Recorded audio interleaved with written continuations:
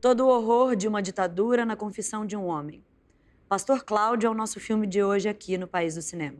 O Veras foi executado por mim, Nestor Veras. né? Dois homens frente a frente numa sala escura. É em torno da conversa entre o ex-delegado de polícia Cláudio Guerra e o psicólogo e militante dos direitos humanos Eduardo Passos que se concentra o documentário de Beth Formagini. Responsável por execuções e ocultamento de cadáveres durante a ditadura militar, Cláudio Guerra é hoje um dos poucos agentes da repressão a confessar abertamente seus crimes. Ele estava sentado ou ajoelhado, eu não lembro, assim, gemendo mesmo, muitas dores, né? Perto de uma árvorezinha. Eu saquei e atirei na cabeça dele.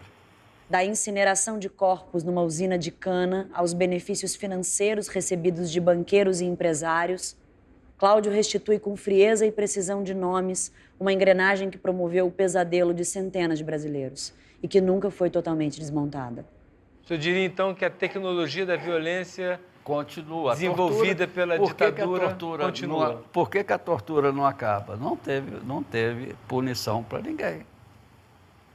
Tá? Hoje, as práticas de tortura estão dentro dos presídios, está dentro dos quartéis, está dentro das delegacias. Continua a mesma coisa. Mudou talvez o alvo, né? Que agora é o pobre, né, preto, Pobre, né? preto, que vai É torturado. ele que vai Isso ser aí, torturado, isso aí. né? Eu estou aqui com a documentarista Beth Formagini, diretora de O Pastor Cláudio, e o Eduardo Passos, o psicólogo que o entrevista no filme.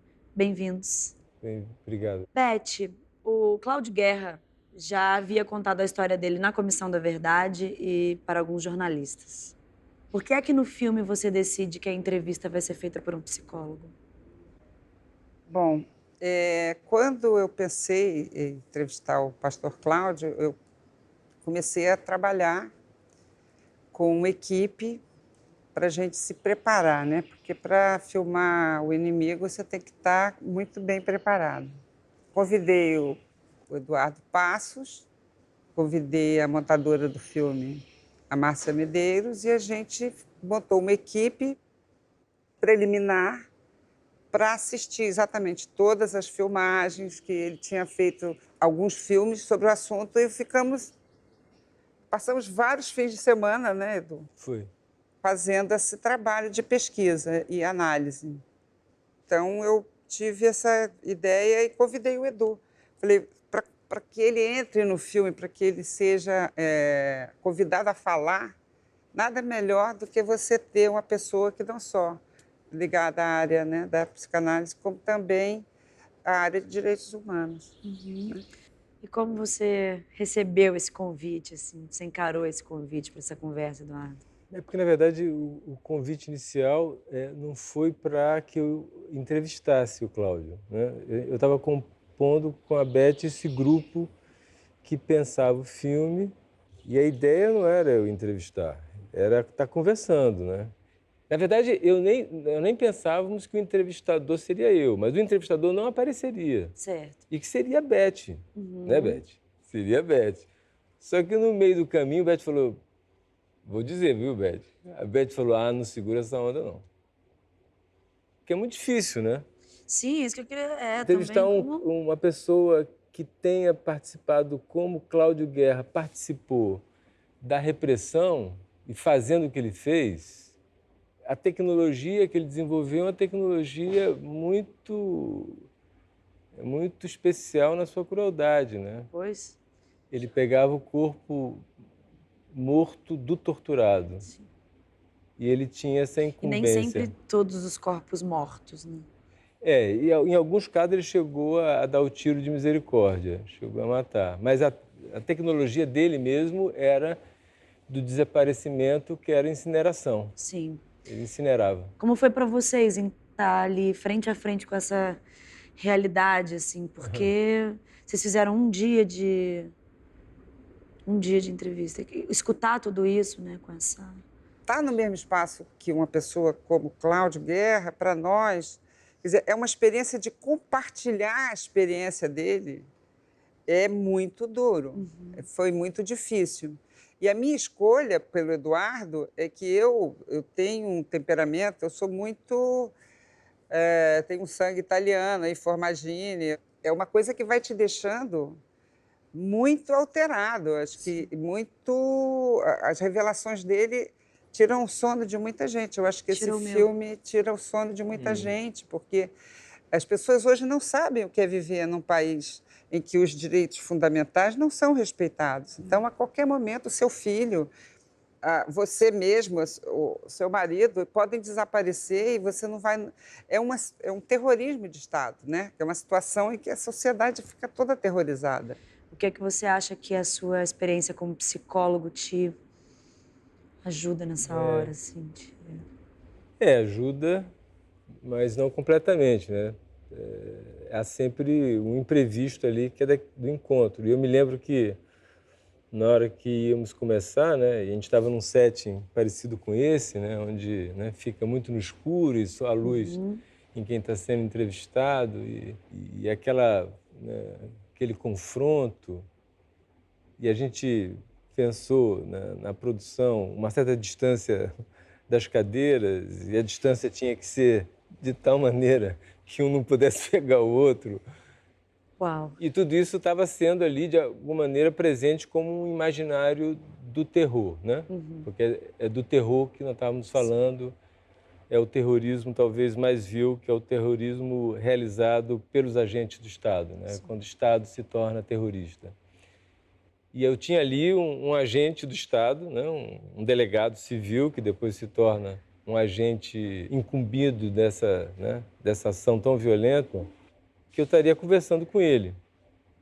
E era 1º de abril, nós decidimos fazer a entrevista, então, no aniversário de 51 anos, né, do golpe militar. Você estava conhecendo naquele momento ou Sim. vocês tinham tido algum encontro anterior à filmagem? Não, eu conheci ele ali na hora. E você também, Beth? A gente tinha estudado muito as entrevistas dele para a Comissão da Verdade. Pessoalmente, nunca tínhamos visto. Para o Observatório da Imprensa, né? Mas foi um encontro só. Anterior. Foi o primeiro encontro. E ele topou prontamente? Topou prontamente. Ele gosta de falar, né, Edu? Ele está em missão, ele continua em missão. Cláudio Guerra, ele não é acometido por nenhum sentimento de culpa, porque ele está em missão.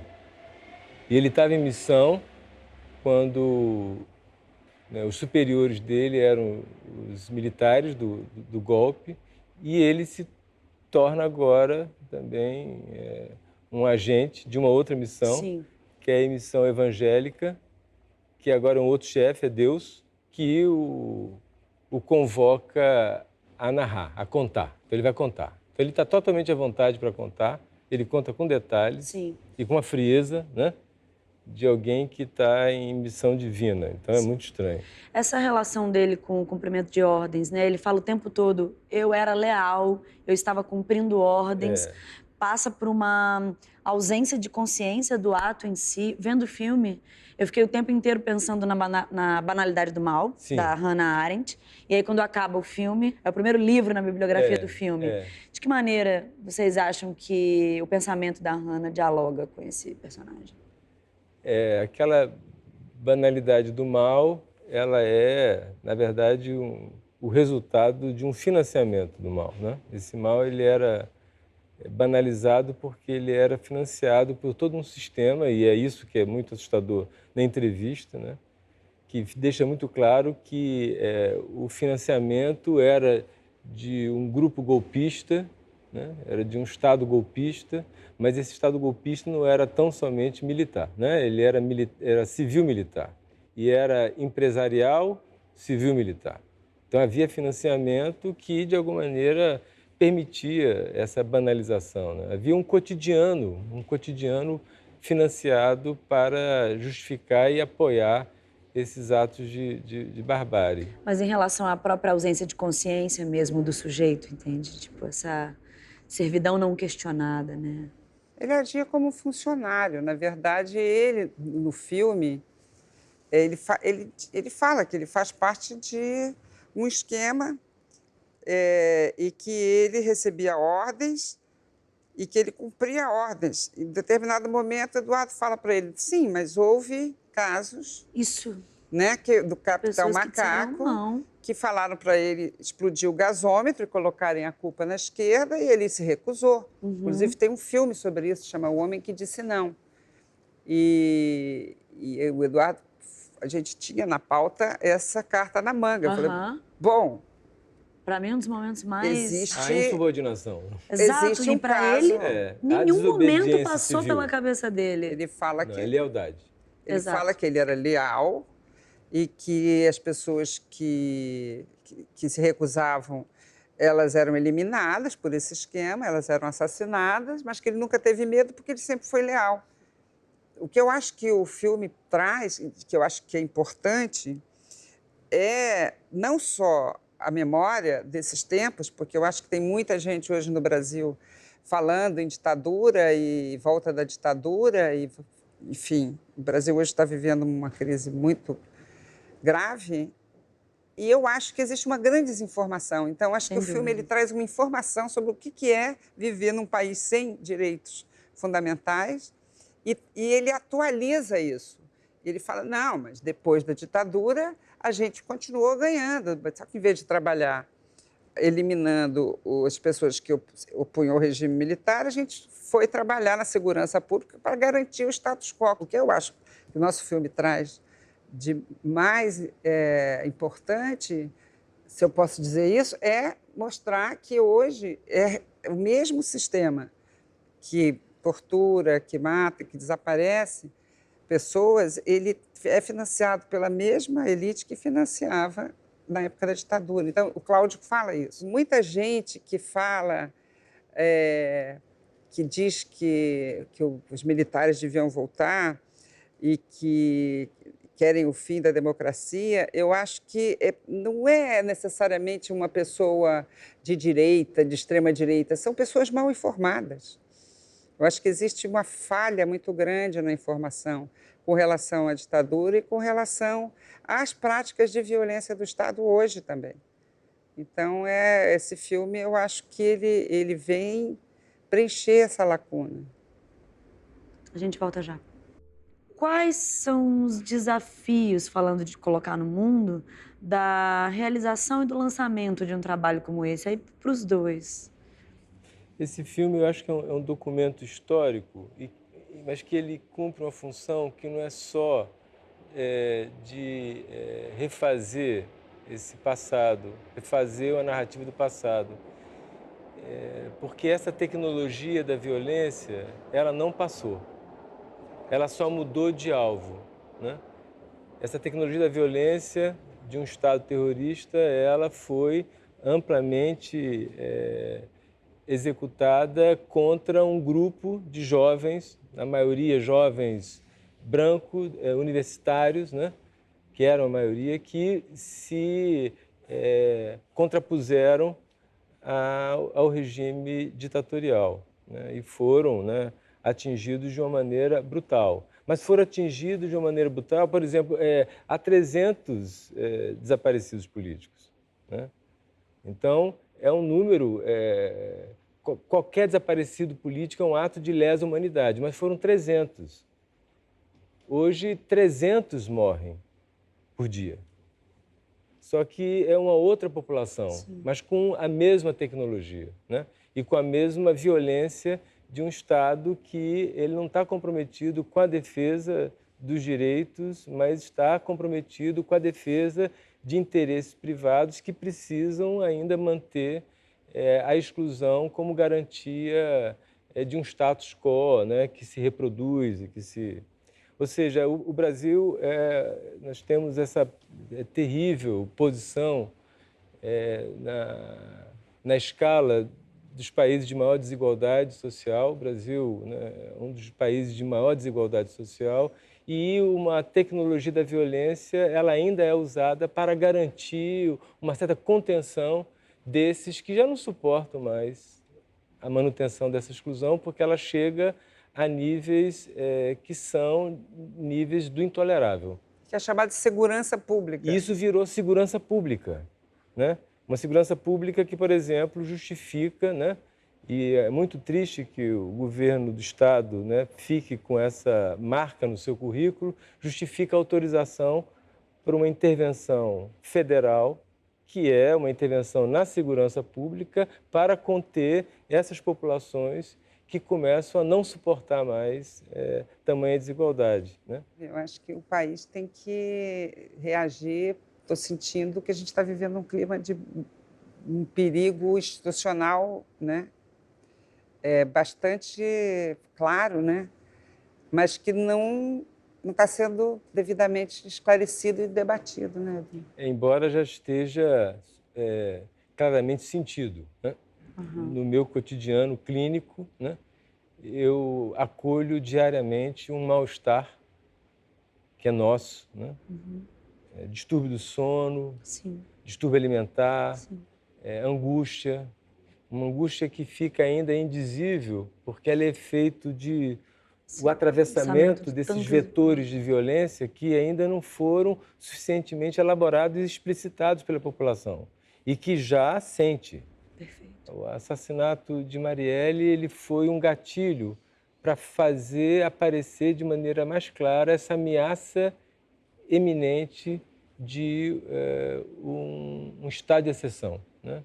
De um estado que começa a realizar práticas de violação de direito de forma escancarada, né? Agora ficou escancarado, né? Agora ficou escancarado e isso produz na população um enorme mal-estar. Mesmo que não saiba, né, qual é a causa desse mal-estar, esse mal-estar está presente. No meu ofício, É isso que eu ia falar. no meu ofício é esse, é ajudar as exato. pessoas a elaborar, entender por que sofre, por que está sofrendo. Esse sofrimento ele não é imotivado, esse sofrimento, inclusive, não é estritamente pessoal. A clínica ela não se separa da política. Não dá para falar de política sem falar das liberdades individuais. Quando elas não existem, a gente fica absolutamente... Qual é para vocês o ponto alto do filme? Aquele que valeu essa empreitada tão dura? Eu acho que o filme inteiro vale, mas tem algum momento do filme que para vocês, quando vocês olham o filme pronto, vocês falam, fizemos isso? Eduardo, responde. Pois é. Não sei se Eu também não estou vendo, eu eu não não vejo acho o que tem- ponto alto não do tem um filme. ponto. Eu É acho que o difícil, filme, ele é um platô, ele é um platô de intensidade, assim. Eu também acho. eu acho que a gente trabalhou muito, né? Esse filme ele teve muita preparação, como a gente falou antes. Depois a gente trabalhou muito nessa montagem. A gente teve o apoio de uma equipe incrível, o Rogério Costa, que preparou as pranchas junto com a Márcia Medeiros, que a gente projetou, e que é o designer gráfico do filme, e a Márcia Medeiros e a Júlia Bernstein, que montaram o filme comigo, o apoio da Marta Andreu, que é uma consultora que encontrei no Doc Montevidéu. Tem um trabalho muito grande de reflexão para montar o filme, né, propriamente dito. O que eu vejo de importante nesse filme está fora do filme, que é essa questão de você atualizar, não só falar da memória, mas atualizar, né, a questão de que trata o filme, que, em última instância, é essa questão da violência do Estado, tentando compreender hoje, né? Outro dia eu estava numa escola que estava sendo ocupada no Largo do Machado por uns meninos, vieram meninos de várias escolas, e aí estávamos conversando, tendo um debate, todo mundo falando em volta da democracia, e aí subiu um menininho, pequenininho, que estava ocupando uma escola numa favela, falou assim, olha, vocês estão falando em volta da democracia, mas lá onde eu moro não voltou ainda não. Tudo isso que vocês estão falando que acabou, lá ainda tem. E começou a dar os exemplos da violência que ocorria na comunidade dele. Então, eu acho que para entender o que acontece hoje, a gente tem que ir lá atrás e entender, não só... Enfim, o Brasil é um país em que as pessoas conviviam com a escravidão, o cara passava para ir trabalhar do lado do Pelourinho, estava todo mundo sendo torturado ali, com correntes. Essa naturalização da violência, de alguma Exatamente, maneira, às vistas, né? A gente senta para comer no almoço ou no jantar, somos acompanhados nesses horários sobre, né, Cenas de violência. o tempo inteiro. É tanta invasão que, de algum modo, parece que se naturaliza, né? E quando há alguma indignação, é tipo, por que vocês não estão falando do outro, assim? Exato. E será que isso não é feito para imobilizar, né? Para anestesiar, para deixar a sociedade sem ação, né? E controlar melhor, enfim, tirar os direitos trabalhistas, acabar com a aposentadoria, enfim, fica todo mundo paralisado diante, né, dessa extrema violência. Exatamente. Então, eu acho que o filme ele tenta pensar isso, né? Pensar o Brasil como um todo, não só aquilo que a gente viveu, mas também hoje, o dia de hoje, né? Esse momento que a gente está vivendo no país. Certo. Você, Eduardo? Porque a violência, ela é sempre danosa, né? Mas há violências e violências, né? E quando a violência é a violência institucional, ela ganha uma outra oitava. E quando essa violência institucional é a violência do Estado, aí ela ganha a máxima oitava, né? Ela fica num requinte, né? Absurdo da violência, né? Porque aquele que está ali para te proteger, né? Ele exerce a função de violador de direitos. Então, isso, de fato, produz uma equivocação, um certo embaralhamento de sentido, um certo atordoamento, né? Que gera afetos, e são afetos tristes. As paixões tristes que são nos as paixões paralisam, tristes, né? Spinoza falava. Sim, exato. Então, E o governo se utiliza disso largamente. Isso tem uma função. Na história da humanidade, quase. Isso, uma função que é de controle, né? A tristeza, a insegurança, o medo, a angústia, né? Elas cumprem um papel facilitador do controle social. Então, de que maneira a gente pode, então, fazendo uso dos processos criativos, né, produzir uma reversão, né? O afeto triste se transformar num afeto alegre, o que é intrínseco, né, à operação estética, né, a criação da obra de arte, né, que ela tem esse poder, né? E por isso eu acho que o cinema é também um setting clínico, porque ele garante fazer essa revirada, né? Eu apresento ali um conteúdo que é marcadamente triste, mas dentro de uma operação estética, dentro de um processo criativo que permite ter ali uma experiência que é uma experiência alegre. Transformadora. E, portanto, transformadora de si. Né? Assim seja. Que assim seja. E viva o cinema. E viva o cinema. Dá mais alta importância o trabalho que vocês fizeram. Obrigado por terem vindo e por essa conversa. A gente fica por aqui. Obrigada. Bom, agora vamos fazer um ping-pong aqui. Ok, um pássaro, meu pai. Um país, Brasil. Um canal, esse. Um botão, inscreva-se. Muito obrigado pela sua presença no nosso programa e para mais vídeos como esse, inscreva-se no canal do Canal Brasil. Clica. Clica, clica, clica, clica. Clica, clica, clica.